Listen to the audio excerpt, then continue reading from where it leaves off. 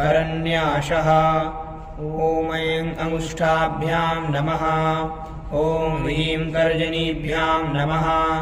ॐ क्लीं मध्यमाभ्यां नमः।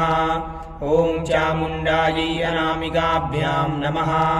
ॐ विच्चेकनिष्ठिकाभ्यां नमः। ॐ ऐं ह्रीं क्लीं चामुण्डायै विच्चेकरतलकरपृष्ठाभ्यां नमः। हृदयादिन्यासः। ॐ ऐं हृदयाय नमः।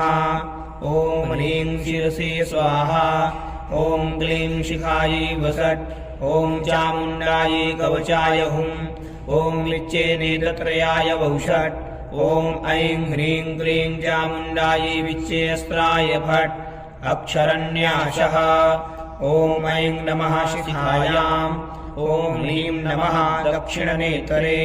ॐ क्लीं नमः वामनेत्रे।